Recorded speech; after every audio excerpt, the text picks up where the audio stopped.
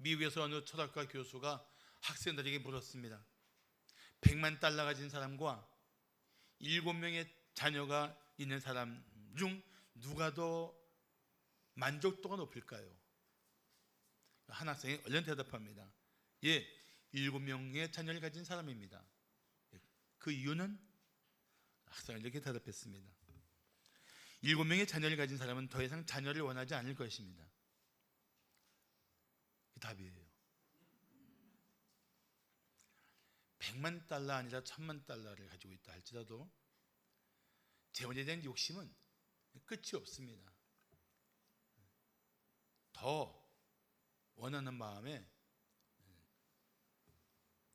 멈춤이 작동하지 않는단 말이죠.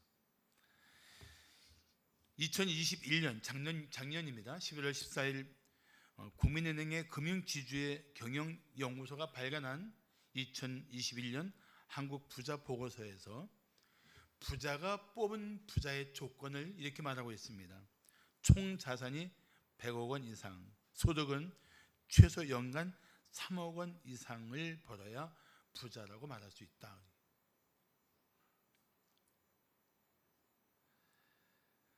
사실 이런 수치로는 말할 수 있겠지만은 엄격히 말하면 부자는 단지 소유로 말할 수 있는 것이 아닙니다. 진정한 부자는 삶의 자세와도 매우 깊은 관계가 있습니다. 미국의 존경 많은 부자들인 빌 게이츠나 워런 버핏 같은 분은 사실은 사회에 엄청난 금액을 기증하고 있습니다. 사회에 환원하고 있는 거예요. 그런 사람을 미국은 진정한 부자라고 인정하고 있습니다. 그렇지 않고 자신의 욕심을 따라 끌어안고 있는 사람들, 이 인색한 사람들을 우리는 흔히 수존노라고 말합니다. 그래서 어느 작가는 수존노는 매우 부유한 가난뱅이라는 표현을 했어요. 재미있는 표현이죠. 수존노는 매우 부유한 가난뱅이다. 소유는 있지만 삶은 형편없다는 뜻이죠. 신약 성경에는 예수님의 비유가 모두 37번 나오는데 그 절반에 가까운 17번이 다 재물에 관한 비유입니다. 오늘 비유도 그렇습니다. 이 비유를 통해서 예수님은 탐심에 빠진 사람들이 그 어리석은 삶의 자리에서 돌이키기를 원하십니다. 탐심이 무엇입니까? 자기의 만족을 위해 조금이라도 더 가지려는 욕심 사나운 마음을 말합니다. 그러니까 필요한 것보다 더 많이 소유하려고 합니다. 그리고 그 탐심 때문에, 탐심에서 작동하고 있는 그 악한 욕망 때문에 남을 짓밟고 피해를 입혀서라도 자신이 더 소유하기를 바라는 그런 삶의 태도가 바로 탐심으로부터 오는 것입니다. 예수님은 이 탐심을 죄라고 말씀하십니다. 그래서 탐심에 빠진 사람은 죄에 빠지기 쉽습니다. 우리는 더 많은 재물과 더 높은 자리, 더 강한 힘을 가지면 원하는 삶을 살 수 있다고 착각하고 있습니다. 그렇지만 예수님은 오늘 이렇게 말씀하십니다. 삶과 모든 탐심을 물리치라. 사람의 생명이 그 소유에 넉넉한 데 있지 아니하니라.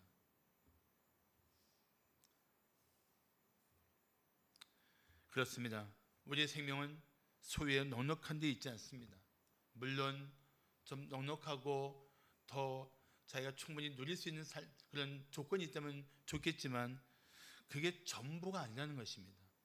그것만이 전부가 아니라는 것입니다. 그래서 주님은 탐심에 빠지기 쉬운 우리들에게 모든 탐심을 물리치라고 말씀하고 있습니다. 자, 그렇다면 다시 한번 우리 주님 말씀을 붙들고 우리가 왜 모든 탐심을 물리쳐야 할지를 지금부터 함께 나누고자 합니다. 왜 우리는 모든 탐심을 물리쳐야 할까요? 첫째, 탐심은 자신만 생각하기 때문입니다. 우리 부르는 찬송 중에 그런 찬송이 있지요. 나와 세상은 강호롭고 구속한 주만 보이도다. 탐심은 구속한 주와 세상은 강호롭고 오직 나만 보이도다 라는 찬송으로 바꿀 수 있는 힘이 있어요. 그만큼 아주 이기적입니다. 자기 중심적이에요. 예수님이 부자의 비유를 말씀하시게 된 계기는 한 사람의 요청에서 시작됐습니다. 무리 중에서 한 사람이 예수님께 이런 부탁을 했습니다. 선생님, 내 형을 명하여 유산을 나와 나누게 해주세요. 그때 예수님은 이렇게 말씀하십니다. 이 사람아, 누가 나를 너희의 재판장이나 물건 나누는 자로 세웠느냐? 책망하신 거예요. 그 요구에 사실은 반응을 별로 보이지 않으신 겁니다. 거절하신 거예요. 엄격히 말하면. 그런데도 불구하고 예수님은 그에게 메시지를 주기를 원하십니다. 참 생각하면 참 안타까운 일입니다. 생명의 주인이신 예수님께 온 천지의 주권자이신 예수님 앞에 나와서 기껏 유산 나눠달라는 부탁이 전부인 거예요. 예수님 모르니까 이런 참 보잘것없는 소원을 가지고 있습니다. 예수님 앞에서. 그런데 유산을 형이 더 차지했던, 유산이 많다 보니까 더 많은 돈을 가졌던, 어쨌든 간에 이 형만의 문제가 되겠느냐는 것입니다. 예수님은 지금 그 요청하는 그 형제에게도 똑같은 탐심이 있다는 사실을 꿰뚫어 보고 말씀하고 계신 것입니다. 그래서 14절에 보시면은 너희라는 말이 나와요. 네 형의 문제가 아니다. 동시에 너의 문제야. 내 속에도 탐심이 있다는 것을 네가 모르느냐.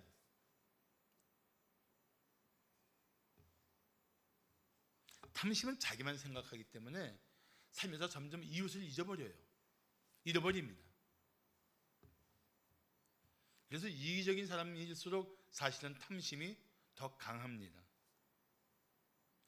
인간관계가 깨어지고 비틀어져도, 사람을 잃더라도 재물만 더 얻을 수 있다면 수단과 방법을 가리지 않도록 사람을 몹쓰게 만드는 게 탐심입니다. 그게 탐심이 그래요. 그래서 예수님께서 이 사람을 통해서 그들 형제뿐 아니라 들어야 될 모든 사람들, 오늘에 살고 있는 우리들을 위해서도 이 부자의 비유를 말씀하시고 계십니다. 자, 우선 이 부자의 고민이 무엇입니까? 소출이 풍성해졌어요. 그해 농사가 아주 잘 된 것입니다. 그런데 고민은 뭡니까? 세상에 이 풍성한 소출을, 이 수확물을 둘 창고가 없는 거예요. 이미 그가 가진 창고가 가득 찼습니다. 이 고민은 이 수확물을 어디다 두지? 이게 고민이 전부였어요. 이미 창고가 가득 찼는데 이 소출을 가지고 어떻게 나눌 것인가, 어떻게 이웃을 위해 쓸 것인가 하는 생각은 아예 하나도 없는 거예요. 그런 이웃들이 전혀 보이지 않는 것입니다. 자신만을 위한 생각이 워낙 가득하니까 누가 비집고 들어갈 틈이 없는 거예요. 이 부자의 비유 속에 우리말 성경에 맞는 내가, 나이라는 말이 6번 나오지만 원어에는 더 많이 나와요. 사실은 얼마나 이 사람이 이기적인 사람이고 자기만 생각하는 사람인지를 예수님은 아주 정확하게 보여주고 계신 것입니다. 이게 예수님 비유 속에 이 사람의 실상이 아니고 탐심에 빠진 모든 사람들의 실상이 그렇다는 거예요.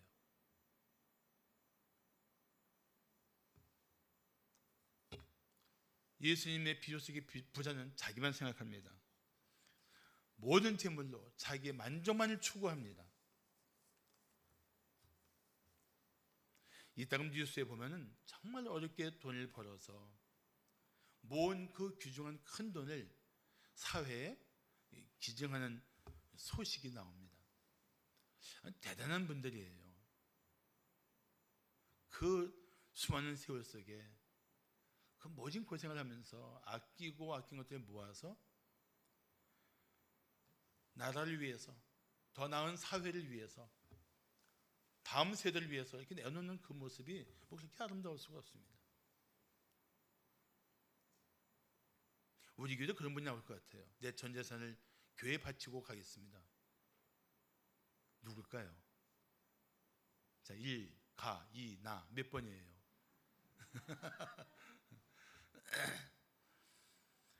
미국의 조지 스위팅 목사는 이런 말을 했습니다. 우리의 인생이 마지막에 이르렀을 때에 중요한 질문은 당신은 얼마나 벌었느냐가 아니라 당신은 얼마나 주었냐가 될 것이다. 우리 선조들도 그런 말 하지 않았습니까? 버는 자랑 하지 말고 쓰는 자랑 하라. 사실 탐심을 버리는 것은 자신의 마음을 집요하게 물고 넘어지는 이기심을 극복한 거예요. 그리고 탐심을 물리칠 수 있는 것은 자신만 보지 않고 고통당하는 이웃을 보기 시작한 것이며, 이웃의 필요에 대해서 관심을 가지기 시작한 것이며, 나누는 기쁨의 삶에 우선권을 두기 시작한 것입니다. 그래야 탐심을 물리칠 수 있어요. 그래야 자기 안에 그 집요하게 나를 위해 살고 싶은 마음들을 누르고 이웃들과 함께 사는 삶을 누릴 수가 있단 말이죠. 잠언 11장 24절과 25절은 말씀하기를 흩어 부재하여도 더욱 부하게 되는 일이 있나니 과도에 아껴도 가난하게 될 뿐 아니라 가난하게 될 뿐이니라. 부지를 좋아하는 자는 풍족하여 질 것이요 남을 윤택하게 하는 자는 자기도 윤택하여 지리라. 성경은 우리 실상에 대해서 무엇보다 정확하게 그 중심을 깨우쳐주고 있습니다. 헛떡 부지하게 된다고 가난해지는 게 아니에요. 더욱 부하게 되는 삶의 비결이기도 합니다. 과도에 아낀다고 자기 있게 되는 게 아니에요. 쌓아만 놓고 사용할 줄 모르고 끌어안고만 있다가 생명이 끝나는 날, 그게 자기 겁니까? 아니잖아요. 그래서 여기서 말씀하는 거예요. 부지하는 자는 자기도 풍성해지고 남을 윤택하게 하는 자는 자기도 윤택하게 되는 것. 나눔이 주는 복이 그런 겁니다.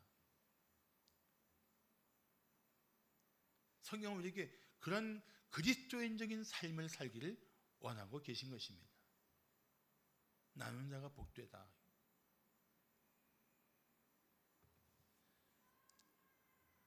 구제를 위해 내어주는 사람은 남을 윤택하게 하는 사람입니다. 자기도 윤택하게 됩니다. 이 마지막 때 선교를 위해 더 많은 헌신이 필요합니다. 코로나 시대를 거치면서 어떤 선교사들은 생존의 위협을 받고 있습니다. 할 수 있다면 교회들이, 우리 교회같이 건강한 교회들이 더 선교에 힘을 써야 합니다. 그래서 오늘 우리는 선교 바자회를 합니다. 어떤 성도는 제가 보기에도 귀한 것을 아낌없이 내어놓았습니다. 탐심을 벗어버린 삶의 증거라고 저는 생각합니다. 누구들 자기 소유가 아깝지 않겠습니까? 그런데 내가 움켜쥐고 있는 것보다 더 귀하게 쓸 수 있는 사람이 있다면 내어놓을 수 있는 것이, 그게 바로 구제의 정신입니다. 그 마음이 탐심을 물리친 마음인 것입니다. 오늘 우리 사역자들이 그런 말 했어요. 선교 바자회는 두 가지 목적이 있다. 선교를 위한 헌신의 기회고, 두 번째는 지체를 위한 나눔의 정신이다. 우리 그 일을 하는 거다. 그래서 저는 우리 성도들이 선교 바자회에 동참함으로써 우리가 단 한 분이라도 제대로 지원하고 그분들이 복음을 위해 사는 삶을 힘있게 하는 그런 아름다운 사역이 되기를 기대하며 축복합니다. 자, 왜 우리는 모든 탐심을 물리쳐야 할까요? 둘째, 탐심은 소유를 의지하기 때문입니다. 탐심에 빠진 사람은 소유가 인생의 전부예요. 미국의 벤자민 프랭클린이라는 분은 돈과 행복의 관계에 대해서 이렇게 말했습니다. 돈은 지금까지 사람을 행복하게 하지 못했다. 그리고 앞으로도 그럴 것이다. 나는 오랜 시간 이 문제를 관찰했다. 그 결과 돈에는 행복을 만들어내는 힘이 없다는 것을 알았다. 돈을 가진 사람이 느끼는 행복은 욕망을 이룬 잠시의 기쁨이다. 돈을 가질수록 더 많은 돈을 원하게 된다. 돈으로 한 가지 필요를 채우면 또 두세 가지 빈자리가 늘어난다. 참 지혜로운 지적입니다. 그런데 이 세상은 끊임없이 우리에게 재물을 의지하게 합니다. TV 광고는 거의 세뇌 수준이에요. 이거 사, 이거 사야 행복해, 이거 사야 만족해, 이거 사야 잘 사는 거야, 이거 사야 멋있어, 이거 사야 남들 앞에 보란듯이 살 수 있어. 이게 한두 번도 아니고 텔레비 틀 때마다 나오면은 세뇌당해요. 그래서 광고가 반복적이고 지속적인 광고가 세뇌 효과가 있다고 생각합니다. 그 여러분들이 그 세뇌 상태에서 풀리는 길은 교회에서 예배하면서 하나님을 주목하면 풀려요. 그래서 하면 안 풀려요. 그런데 우리가 끊임없이 재물을 의지하게 하고 끊임없이 현실만 보게 하는 이 미혹하는 힘의 배후에는 사탄이 있습니다. 사탄은 우리에게 항상 행복을 줄 것처럼 유혹하고 결국은 재물의 노예가 되게 합니다. 하나님을 등지고 살게 합니다. 소유가 풍성하면 더 만족할 것처럼 우리를 속이지만 사실은 소유를 가지고 만족할 수 있는 인생은 결코 없습니다. 그래서 이스라엘 격언 중에는 이런 말이 있습니다. 돈은 지배하기로 들면 가장 좋은 종이다.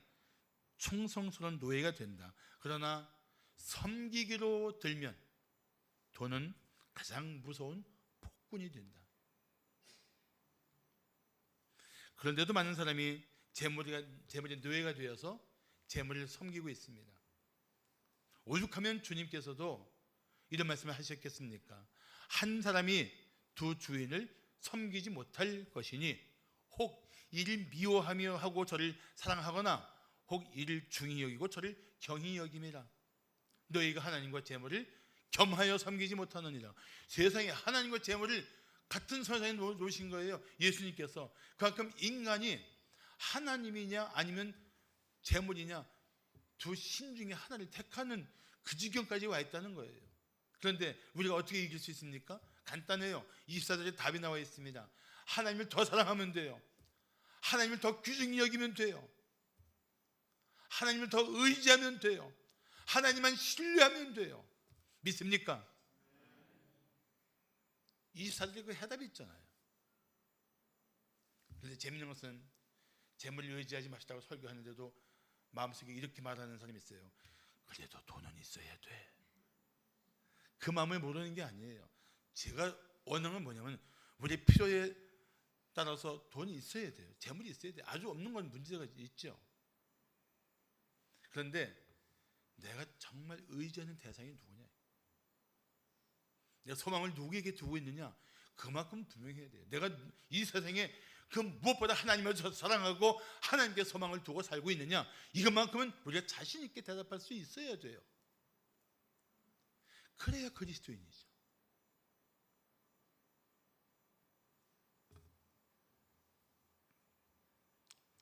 예수님은 우리들에게 재물을 섬기는 만모니즘을 경고하신 것입니다. 자, 다시 한번 이 부자의 얘기를 돌아가 볼까요? 이미 창고가 가득 차고 풍년이 들어서 싸울 곳이 없었던 이 부자의 처방이 무엇입니까? 기존 창고를 헐고 늘려 짓는 것이었습니다. 그는 아직도 누군가를 나누고 베풀겠다는 마음이 전혀 없었던 거예요. 그러고 나서 겨우 한다는 말이 무엇입니까? 19절 보세요. 겨우 한다는 말이 여러 해 쓸 물건을 많이 쌓아두었으니 평안히 쉬고 먹고 마시고 즐거워하자. 이게 얼마나 맹랑한 말인지 아십니까? 이미 가득한 창고를 늘려서 잔뜩 쌓아놓고도 기껏 하는 말이 평생에 쓸 물건을 많이 쌓아뒀다고 말하지 않잖아요. 겨우 여러 해 쓸 물건이라고 말하고 있어요. 여러분, 이 정도면 내 평생 살 수 있다는 넉넉함이 없는 거예요. 그렇게 쌓아놓고도 여러 해, 수십 년도 아니고 내가 몇 년은 먹겠구나. 이런 옹색하고 궁색한 표현이 왜 나오는 줄 아십니까? 쌓아놓은 재물로 결코 만족할 수 없기 때문에 그래요. 내가 가진 소유가 아무리 많아도 그것 가지고 내 인생을 보장할 수 없다는 이 두려움 때문에 그런 거예요. 우리 안에 그런 긴장이 있고 두려움이 있는 거예요. 이 부자의 비유를 통해서 예수님은 우리의 이 마음의 실상들을 적나라하게 다 들춰내고 계신 거예요.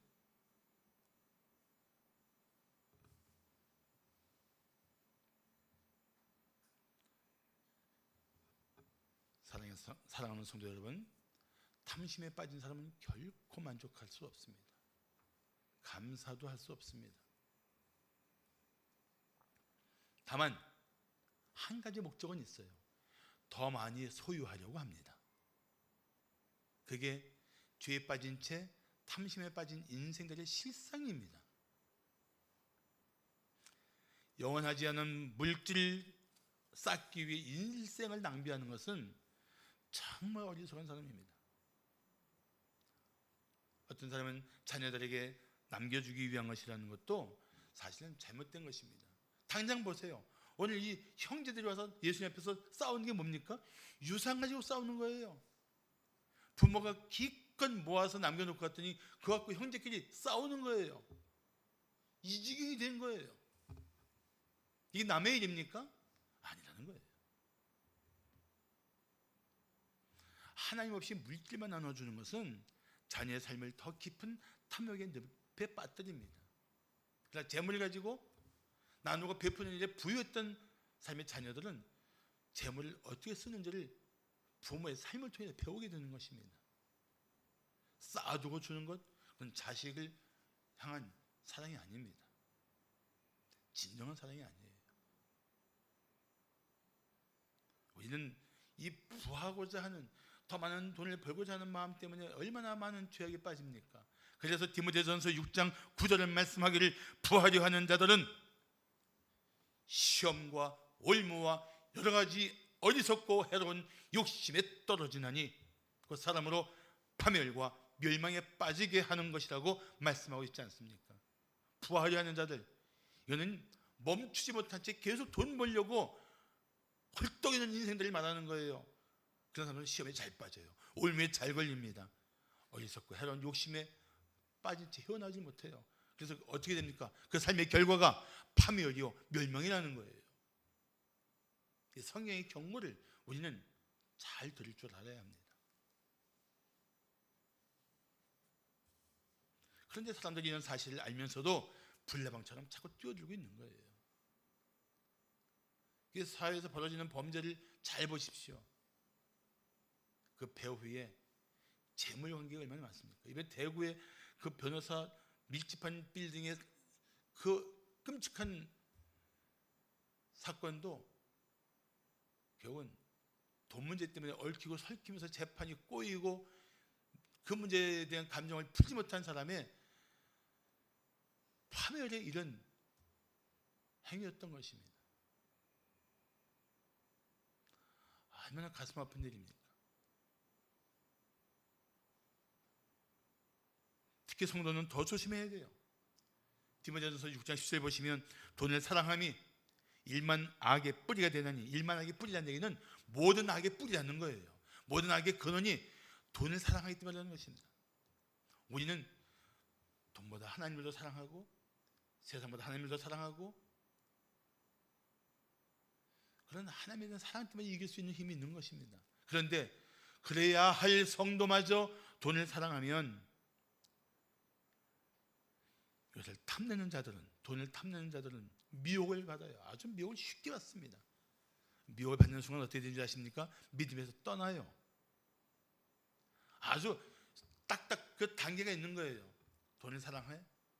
그래갖고 이거를 탐내다 보니까 미혹받아요. 그 다음 단계 어떻게 돼요? 시험에 빠져요. 그 다음에 어떻게 됩니까? 마음의 평안과 감사를 잃고 수많은 근심으로 자기를 계속 찌르는 거예요. 가만히 있어도 평안이 없고 누워있어도 걱정, 근심, 투성이고 내일 아침에 또 돈 문제 때문에 씨름할 일들이 지옥 같고 그러고 살고 있는 거예요. 인생들이. 언제까지요? 하나님 만나지 못하면 죽을 때까지 그러고 사는 거예요.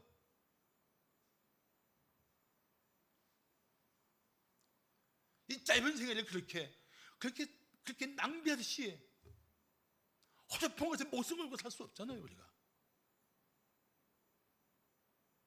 하나님의 형상으로 지음받은 이 존귀한 존재가, 이웃의 보혈로 구원받은 이 아름다운 영혼들이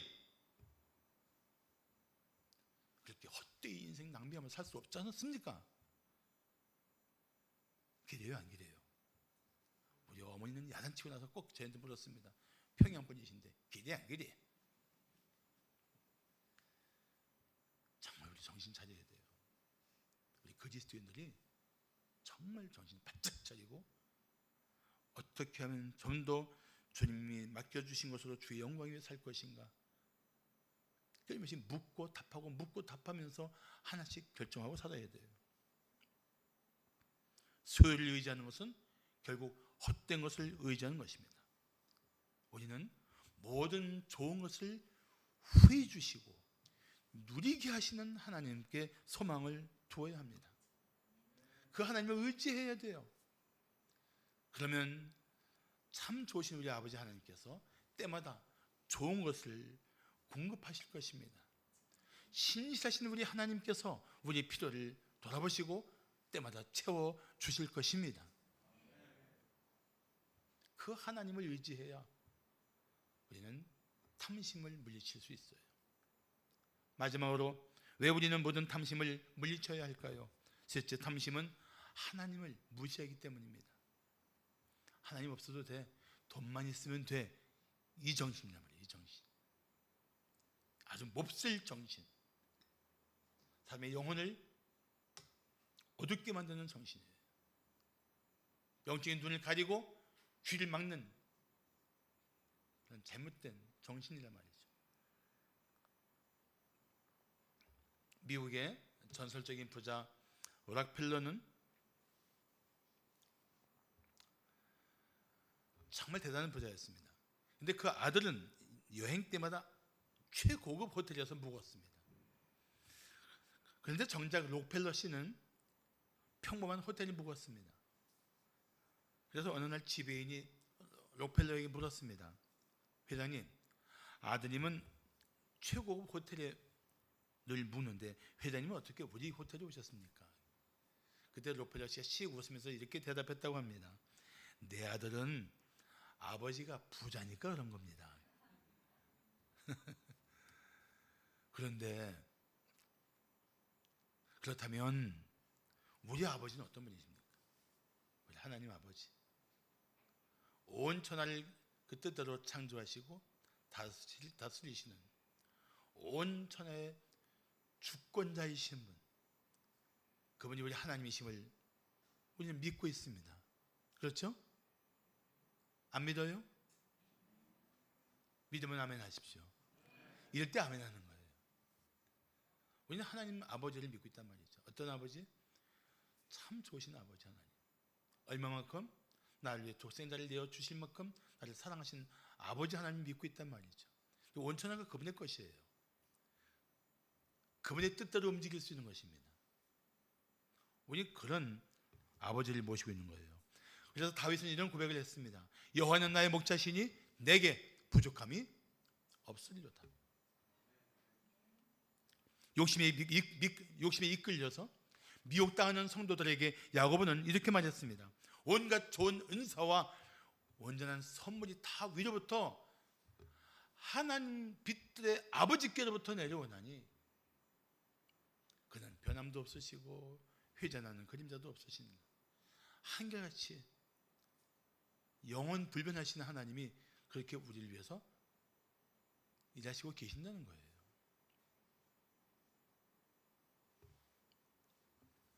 예수님의 예화 속의 부자는 세상이 볼 때에는 참 성공한 사람입니다. 비록 농사를 짓지만 경영 능력이 있어서 그 해도 소출이 풍성했고 또 자기 소출한 그 농산물로 여러 해 동안 자기 미래를 계획한 면에서는 뭐 그렇게 그 자체를 나쁘다고 할 일은 아니었죠, 사실은. 근데 그 사람에게는 재물이 풍성한 반면에 그의 전 생애를 헛되이 만드는 치명적인 결핍이 있었어요. 그 결핍이 무엇입니까? 그의 삶에 하나님이 없었어요. 여러분, 내 삶에 하나님이 없다는 게 그게 얼마나 치명적인 문제인지 아십니까? 세상 사람은 그걸 모르기 때문에 태어난 거예요. 그러나 우리는 그 하나님 맛본다는 사람들이기 때문에 뭐라고 말합니까? 나는 하나님 없이 살 수 없어요. 나는 하나님 은혜 없이 살 수 없어요. 하나님 없으면 잠시도 호흡조차 힘들어요. 하나님 나와 늘 함께해 주시옵소서. 이게 하나님을 맛본 사람들의 고백이잖아요.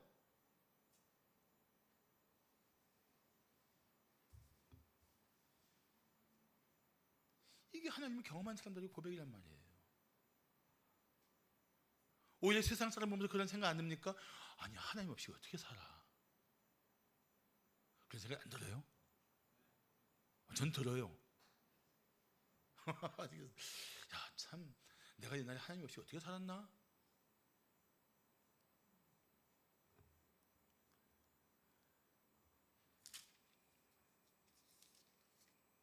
그래서 하나님이 없다 보니까 이 부자는 아예 하나님 무시했어요.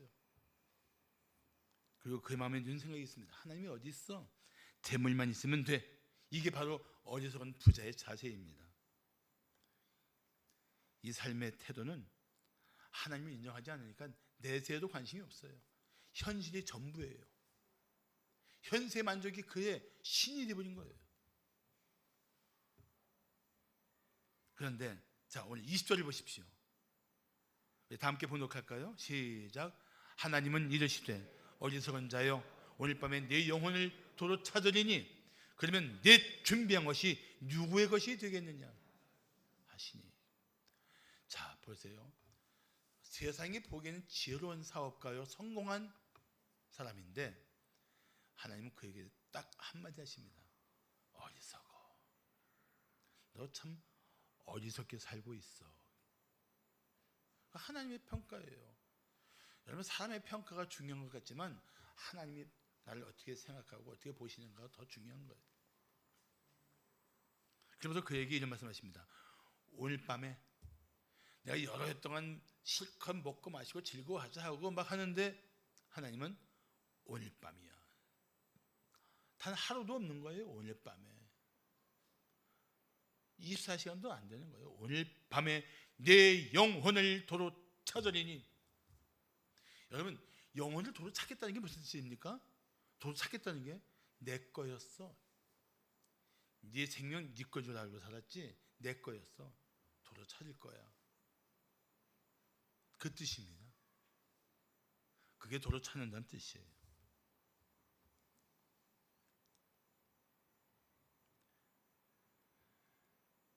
우리의 모든 생명의 주권자는 하나님이십니다. 믿습니까? 우리의 생명의 주인이 하나님이세요. 믿습니까? 저도 사회에서 잘 나갈 때, 솔직히 직장생활 꽤나 잘 나갈 때 제 마음대로 고집하고 살다가 정말 큰 교통사고를 당했습니다. 기절하고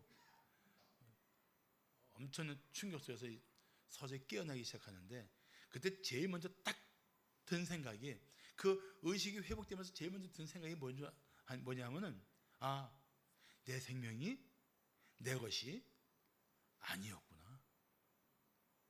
내 생명이 내 것이 아니었어. 그러면 나는 내 생명의 주인이 되시는 하나님 뜻대로 살아야 되는 사람이었구나. 그게 제일 먼저 생각이 들었어요. 완전히 의식을 잃었다가 그냥 가물가물 의식이 회복됐는데 그게 제일 먼저 생각이 드는 거예요. 그게.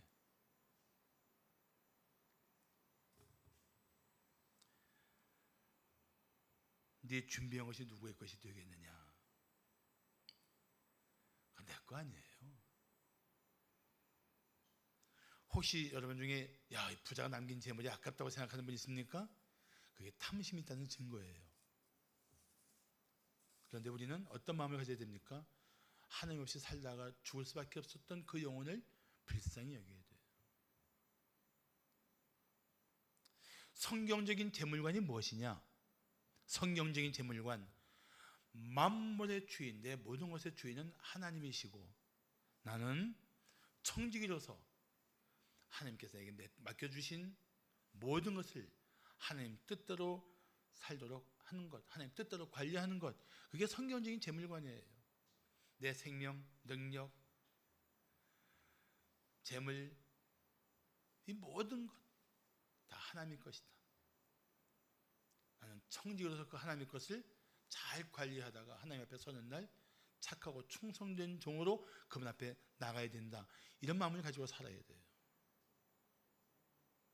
그게 성도의 마음이 되어야 됩니다. 자, 묻습니다. 사랑하는 성도 여러분, 당신은 당신의 모든 것이 하나님의 것임을 인정하십니까? 아멘. 그래야 모든 탐심을 물리칠 수가 있어요. 내 것이 아니란 말이죠. 그래야 모든 것을 하나님 뜻대로 살 수 있는 신령한 삶이 가능해집니다. 그렇게 살면 당신을 무겁게 짓누르던 탐심의 그늘을 벗어나서 평안한 마음으로 살게 될 줄로 믿습니다. 미국의 앤드류 하츠라는 잘 나가는 사업가가 있었습니다. 그런데도 불구하고 무리한 사업 확장으로 그는 큰 빚을 지고 파산하게 되었습니다. 그동안 형식적인 신앙생활을 했던 앤드류 하츠는 파산 신청을 한 다음 날 성령의 감동을 받아서 재산을 정리하고 남은 돈의 절반을 하나님께 헌금했습니다. 빚까지 있는 판에 하츠의 이런 모습에 가족과 친척은 크게 놀라서 그 이유를 물었습니다. 하츠는 이렇게 대답했습니다. 내가 지금껏 사업을 하면서 나는 항상 조금만 더 잘 되고 좀 더 여유가 생기면 하나님께 드리겠다고 말했습니다. 사실은 하나님께 드리는 것이 아까워서 회피하려고 둘러댄 거짓말이었습니다. 내가 그거를 깨달았습니다. 파산을 하고 오랜만에 성경을 묵상하다가 그동안 내가 도둑질한 도둑놈이라는 사실을 깨달았습니다. 사람에게 진 빚도 중요하지만 지금 제게 중요한 것은 하나님께 지은 죄입니다.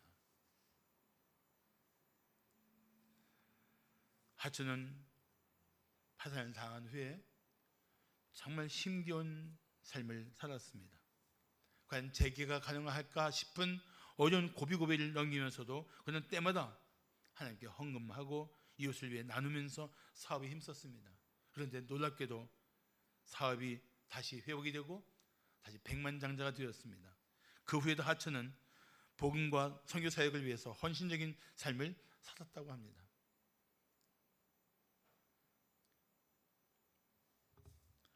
우리는 부자를 부러워할 것이 아니라 내가 주님이 가진 것 가지고 지금 어떻게 살고 있느냐를 한번 먼저 살펴봐야 할 것입니다. 오늘 본문 21절을 말씀하기를 자기를 위하여 재물을 쌓아두고 하나님께 대하여 부유하지 못한 자가 이와 같다고 말씀하고 있습니다. 재물 잔뜩 쌓아놓고 하나님이 오늘 밤 내 영혼을 도로 찾겠다 하면 끝나잖아요. 그런데 그렇다면 21절에서 하나님께 대하여 부유한 자가 무엇을 의미할까요? 그것은 하나님이 주신 모든 것을 감사하면서 하나님 뜻을 따라 사용하고 이웃을 위하여 나누는 것입니다. 그래야 탐심에 빠진 마음의 독소를 제거할 수가 있어요. 그리고 하나 더 강조하고 싶은 것은 모든 그리스도인들은 자족하는 마음을 가져야 합니다. 이것이 성경적인 자세예요. 그래서 디모데전서 6장 7절과 8절을 보시면 우리가 세상에 아무것도 가지고 온 것이 없음에 또한 아무것도 가지고 가지 못하리니 우리가 먹을 것과 입을 것이 있은즉 족한 줄로 알 것이니라. 예수님도 뭐라고 그랬어요? 예수님 가르쳐 주신 기도에 뭐라고 했습니까? 오늘날 우리에게 일용할 양식을 주옵시고. 광야에서 이스라엘 백성은 40년 동안 날마다 공급되는, 안식일 빼고 일주일에 6일 동안 공급되는 만나를 가지고도 40년을 살았잖아요. 삶의 비결은 소유에 있지 않고 공급하시는 하나님께 있는 줄 믿습니다. 하나님께 있어요. 탐심은 늘 불만을 품고 부단해하며 살게 되지만 자족은 늘 감사하면서 평안 가운데 살 수 있다니 얼마나 대조적입니까? 그래서 자족하는 사람은 도저히 감사할 수 없는 상황, 도저히 만족스럽지 못한 삶의 조건에서도 이렇게 고백할 수 있습니다. 하나님이 지금 내게 허락하신 이 삶이 가장 복된 것임을 믿습니다. 사랑하는 성도 여러분, 모든 탐심을 물리치고 하나님께 부유한 성도가 되시기를 축복합니다. 기도하겠습니다.